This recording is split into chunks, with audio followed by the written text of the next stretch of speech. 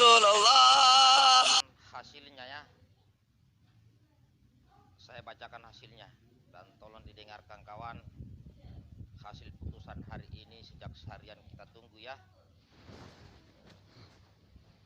bahwa Hakim Pengadilan Negeri Jakarta Selatan menolak pra peradilan Habib Rizik Syihab dan menjadikan beliau status sebagai tersangka menjadi sah. Suara saya kelihatan ya, kedengaran nggak suara saya nih sebelum saya lanjut? Baik sahabatku. Ya, oke, saya lanjut ya. Tapi suara saya kedengaran ya. Selamat datang sahabatku semuanya ya. Oke, saya lanjut. Hakim Tunggal Pengadilan Negeri Jakarta Selatan menolak gugatan pra peradilan yang diajukan oleh Habib Rizik Syihab terkait penetapan tersangka penghasutan dalam kasus kerumunan. Artinya status tersangka Habib Rizik tetap sah. Mengadili menolak permohonan pra peradilan dari pemohon untuk seluruhnya. Kata Hakim Tunggal Ahmad Sahyuti membacakan amar putusan di Pengadilan Negeri Jakarta Selatan hari ini kawan, sore ini ya, barusan saja, yaitu Selasa 12 Januari 2021. Dalam pertimbangan, Hakim menilai rangkaian penyidikan yang dilakukan oleh polisi terkait kerumunan di rumah Habib Rizik Syihab di Jalan Petamburan, Jakarta Pusat adalah sah.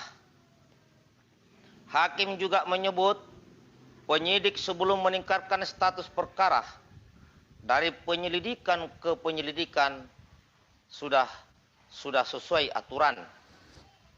Menimbang bahwa dari alat bukti saksi dan para ahli serta barang bukti di atas, maka hakim berpendapat penetapan tersangka telah didukung dengan alat bukti yang sah.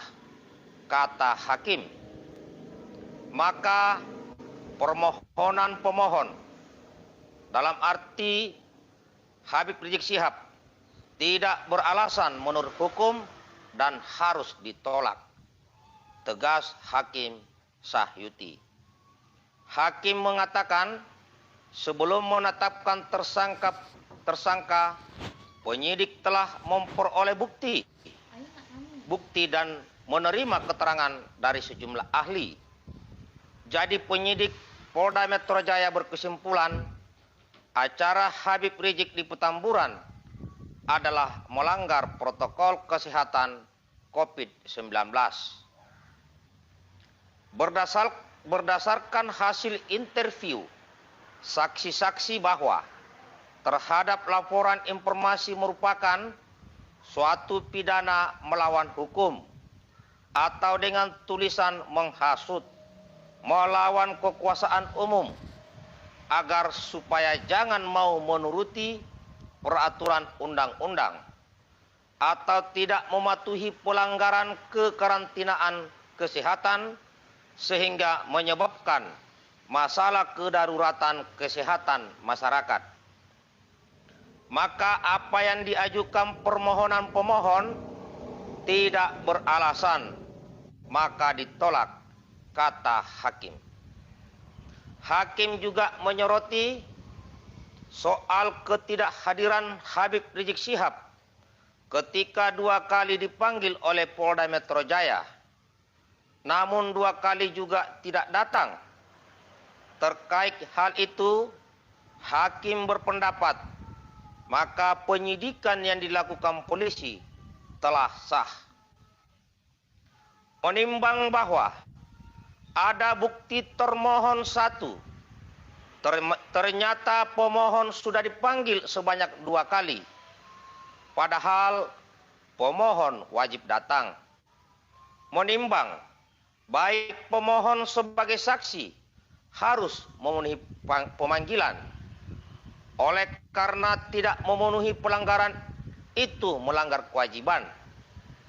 Jika panggilan pertama tidak dipenuhi yang bersangkutan, maka dipanggil kedua. Apabila panggilan kedua tidak dipenuhi, maka kewajiban keluarga membawa yang bersangkutan ke hadapan penyidik, kata hakim.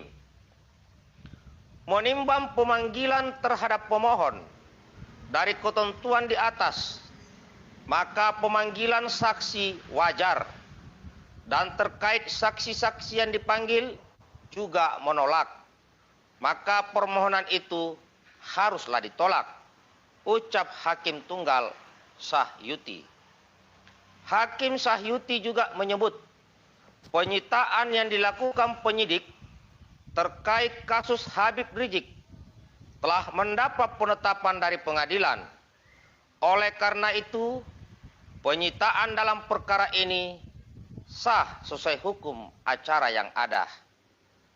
Menimbang terhadap penyidikan penyitaan dari penyidik telah sesuai dengan penetapan Pengadilan Negeri Jakarta Selatan tanggal 14 Desember 2020 lalu. Menimbang alat bukti di atas, penyitaan penyidik sudah sesuai dengan prosedur dalam hukum acara pidana, ucapnya.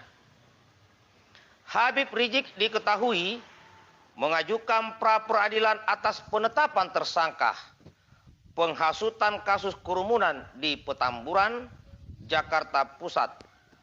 Dalam permohonannya, Habib Rizik meminta status tersangkanya dinyatakan tidak sah.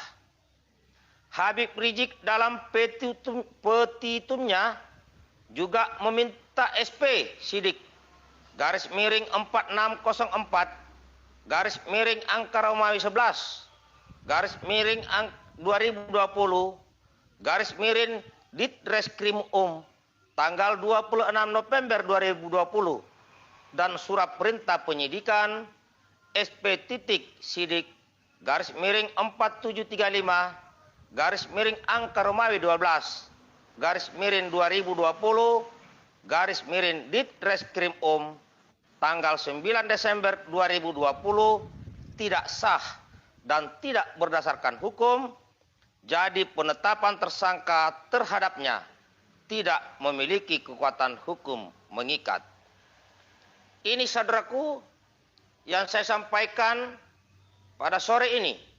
Setelah seharian tadi saya di sana, saya sudah membacakan. Apakah perlu saya membacakan ulang, saudaraku, khususnya yang baru masuk? Untuk negara, satukan hati, satukan jiwa. Usul